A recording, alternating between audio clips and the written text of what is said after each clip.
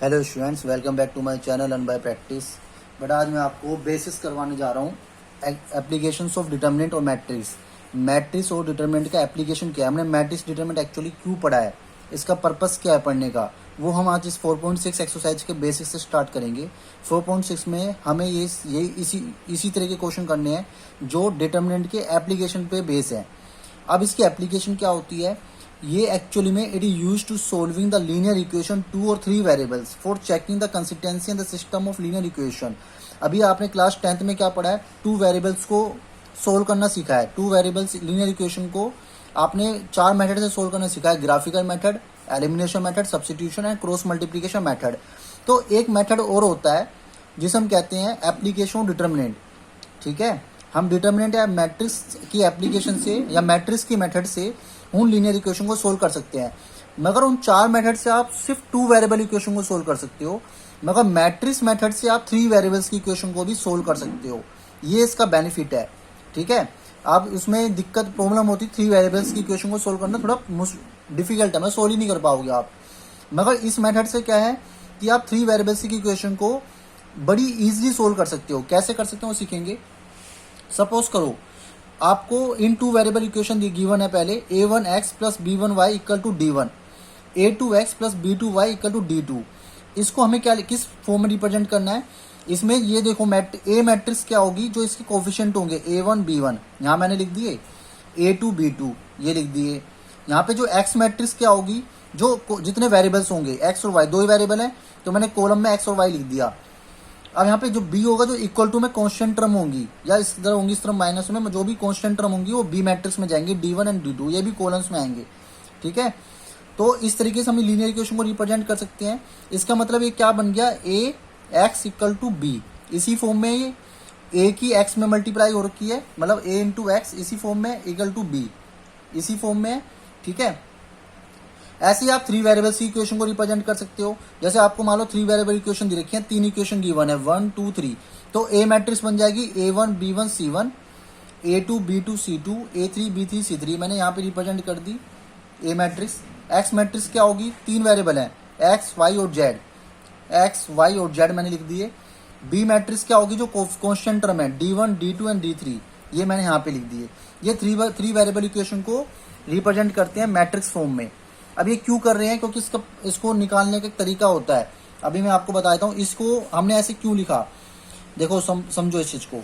ये मैंने लिखा यहाँ पे ax इक्वल टू b, ये इसी फॉर्म में तो है कि a की अगर मैं x में मल्टीप्लाई करूंगा, a की अगर मैं x में मल्टीप्लाई करूंगा यही आ जाएगा। ठीक है, इसलिए मैंने इसको यहाँ पर इक्वल टू में d1 d2 d3 इसका इक्वल टू में b, तो ये एज इट इज ऐसे तो लिखा हुआ है ax इक्वल टू b। इसको मैंने क्या कर दिया, मल्टीप्लाई कर दिया by a inverse in both sides. Formula derive कर रहे हैं बेटा, जो फॉर्मूला लगेगा इसको सोल्व करने के लिए, मल्टीप्लाई कर दिया A inverse in both side. तो मैंने ए इनवर्स यहाँ पे मल्टीप्लाई करा, ए इनवर्स यहाँ पे मल्टीप्लाई करा, तो ए इनवर्स इंटू ए ये क्या होता है, आई होता है। यहाँ पे मैं लिख दिया A inverse into A equal to I, तो यहाँ पे आई इंटू एक्स हो गया, और यहाँ भी A inverse equal to B हो गया। और आई की किसी भी चीज में मल्टीप्लाई करो इट्स सेल्फ, आई के जैसे 1 की 2 में करूंगा तो 2 आता है, ऐसे आई की एक्स में करोगे तो एक्स आएगा। तो एक फॉर्मूला बन गया X equal to A inverse into B.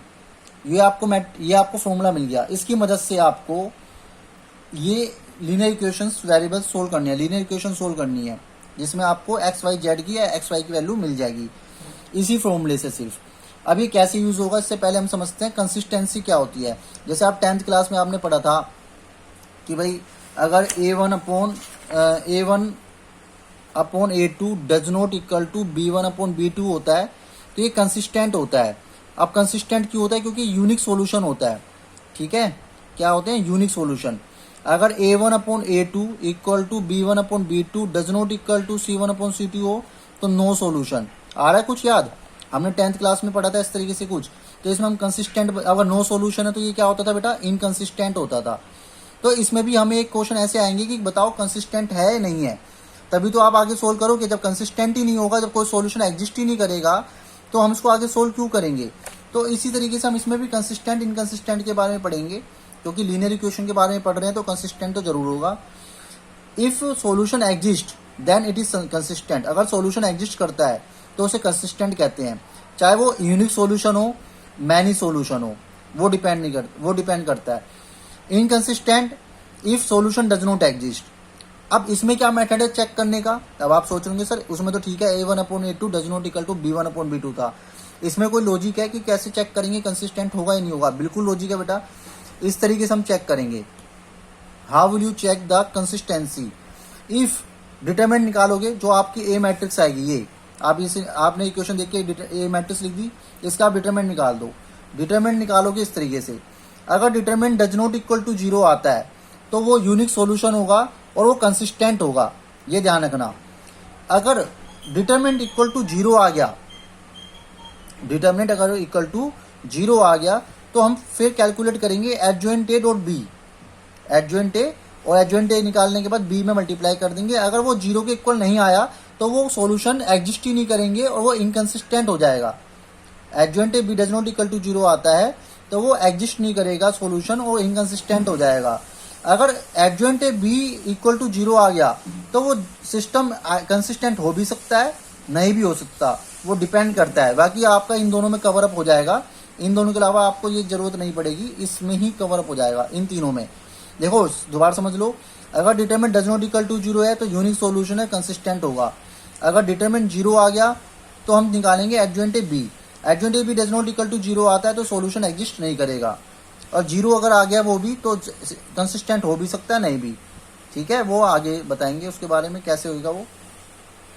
तो बेटा ये तो था बेसिक्स, ये पूरा कंप्लीट मैंने बेसिक्स करवा दिया है, आई होप आपको समझ में आ गया होगा। एक क्वेश्चन देख लेते हैं इस पे, ठीक है, ये वाला पार्ट बहुत इंपॉर्टेंट है। सबसे पहले आप डिटरमिनेंट निकालोगे, वो चेक करोगे कंसिस्टेंट है नहीं है, उसके बाद आगे क्वेश्चन सोल्व करोगे। ठीक है, अब इधर आ जाओ, एग्जाम्पल नंबर 29 है, 27, 28 एग्जाम्पल ईजी है, वो मैं इसी क्वेश्चन में कवर अप हो जाएंगे। 29 एक स्टेटमेंट वाला क्वेश्चन था, इसलिए मैंने ये करवा देता हूँ। Example number 29, the sum of 3 numbers is 6। Let कर लेते हैं solution. Let first number be X, second number be Y and third number is Z. 3 number है, ये कह रहा है the sum of 3 numbers is 6।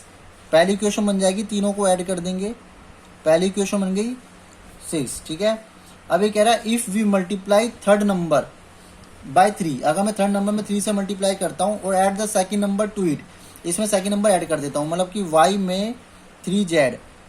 ठीक है, y equal to 3, sorry y plus 3z, third number में 3 की मल्टीप्लाई करी 3z, इसमें y ऐड कर दिया तो दिस, तो क्या बन जाएगा, वी गेट 11, हमें 11 मिलेगा, मतलब x नहीं दे रखा इसमें।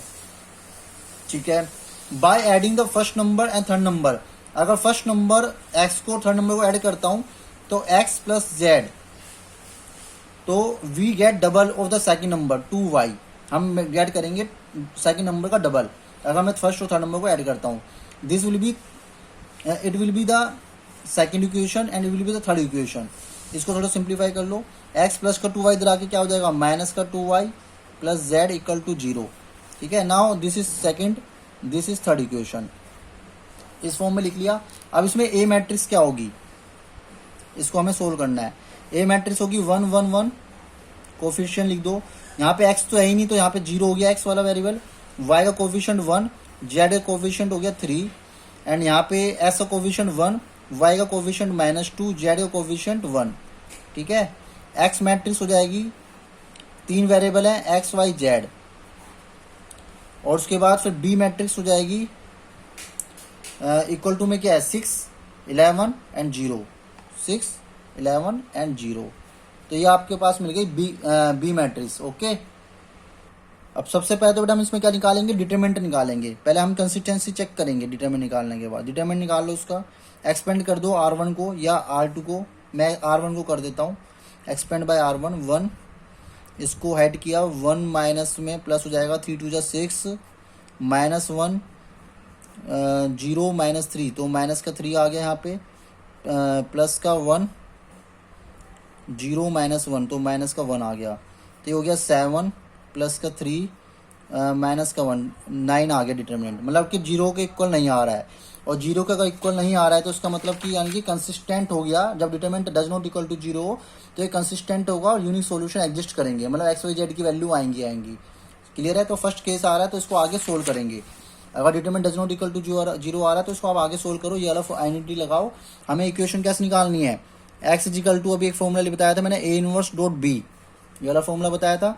तो हमें क्या चाहिए बेटा, इनवर्स निकालने के लिए ए इनवर्स निकालना पड़ेगा, और बी हमारे पास है, हमारे पास बी मैट्रिक्स क्या है, ये वाली बी मैट्रिक्स है। ए का इनवर्स निकाल दो। ए का इनवर्स के लिए मैंने आपको फॉर्मूला बताया हुआ है 1 अपॉन डिटरमिनेंट एडजॉइंट ए निकालो। अब इसका मतलब हमें अब क्या चाहिए, एडजॉइंट ए निकालना पड़ेगा। तो ए क्या है आपके पास, पहले यहां पे लिखो ए,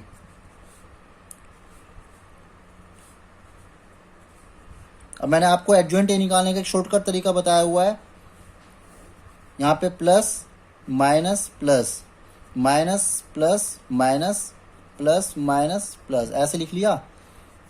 और यहाँ पे इसको सोल्व करते हैं, एडजॉइंट निकल जाएगा सीधा, ट्रांसपोज भी करना पड़ेगा इसका।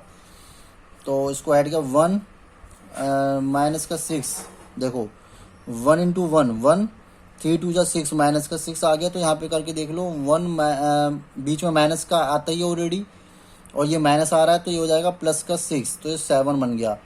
तो यहाँ पे आ गया 7, ठीक है। अब इसको ऐड करो, इसको ऐड किया 0 माइनस 3, तो ये आ गया -3, तो ये ऑलरेडी माइनस है तो ये हो जाएगा प्लस का 3, ठीक है। अब इसको ऐड किया, इसको ऐड किया 0 माइनस का 1, क्योंकि 1 है तो ये आ गया बेटा माइनस का 1, ठीक है। ऐसे ही सेकंड रो लो, इसको ऐड किया, इसको ऐड किया 1, फिर माइनस बीच में आता है, फिर माइनस का 2, तो प्लस का 2 हो गया, तो 3 हो गया ये, ठीक है। फिर इसको ऐड किया, इसको ऐड किया 1 माइनस 1 0 हो गया। फिर इसको ऐड किया, इसको ऐड किया -2 माइनस 1 -3, तो ये हो जाएगा +3, ठीक है। इसको ऐड किया, इसको ऐड किया 3 माइनस 1 2, तो ये आ जाएगा 2। फिर इसको ऐड किया, इसको ऐड किया 3 माइनस 0, ये हो गया माइनस का 3, एंड सेम 1 माइनस 0, तो 1 हो गया। अब इसका बेटा ट्रांसपोज कर दो तो आपको मिल जाएगा एडजॉइंट ए 7 3 प्लस माइनस -1 हो गया। सेकंड रो सेकंड कॉलम में आ जाएगी 0 3 2 -3 1। बेटा बस इसमें ना आपको इसी चीज़ का ध्यान रखना है। तो ये बेटा हमारा एडजॉइंट ए आ गया। अब इसमें निकाल दो आप ए इनवर्स क्या होता है, 1 अपॉन डिटरमिनेंट, डिटरमिनेंट क्या निकला था हमारा 9, देखो डिटरमिनेंट हमारा हमने क्या निकाला था 9 आया था, डिटरमिनेंट आ चुका है। और एडजॉइंट यहाँ लिख दो 7 -3 2 3 0 -3 -1 3 1, ठीक है। ये हमारा डिटरमिनेंट आ गया, हमने इसका ट्रांसपोज कर दिया था ना। तो अब हमें निकालना था x equal to A inverse dot B. X क्या था आपके पास, एक्स मैट्रिक्स थी एक्स वाई जेड, ठीक है। ये आपके पास एक्स जो मैट्रिक्स थी वो थी आपके पास x Y z. A inverse आपका आ गया 1/9, यहाँ पे रख दो 7 -3 2 3 0 -3 -1 3 और 1। और आपके पास जो बी मैट्रिक्स आई थी 6 11 0। अब बेटा इन दोनों की मल्टीप्लाई करेंगे, फिर उसको जो आएगा 9 से डिवाइड करेंगे, वो एक्स वाई जेड आपकी वैल्यू निकल जाएगी। अब देखते हैं मल्टीप्लाई करते हैं। देखो अब इन दोनों को मल्टीप्लाई करेंगे 1/9, रो को कॉलम से मल्टीप्लाई करेंगे, 7 6 जा 42 -33, एंड 2 की 0 में मल्टीप्लाई करो 0 आ जाएगा। ऐसे इस रो को इस कॉलम में मल्टीप्लाई कर दो, 3 6 जा 18 +0 -0। ऐसे इसको कर दो उससे माइनस का 6 +33 +0, ये आ जाएगा 1/9, कितना हो गया 10, यहाँ पे आ जाएगा आपका ये 10, ये मैंने एक्चुअली 32 लिख दिया, 33 लिखना है इसको, क्योंकि 3 11 जो 13 होता है ना। तो यहाँ पे आ जाएगा बेटा 9, ये 18 हो गया और ये 27 हो गया। अब इन तीनों एलिमेंट को क्या करेंगे, 9 बाहर है, 9 से डिवाइड कर दो, तो ये क्या आ जाएगा 1 2 और 3। तो यहाँ पे इक्वल टू में क्या चला था एक्स वाई जेड, तो x इक्वल टू हो जाएगा बेटा आपका 1। इक्वल मैट्रिक्स, दो मैट्रिक्स अब इक्वल होते हैं तो करस्पॉन्डिंग एलिमेंट्स इक्वल कर देते हैं। y इक्वल टू हो जाएगा 2 और z इक्वल टू हो जाएगा 3। ये आपका आंसर आ गई, ठीक है।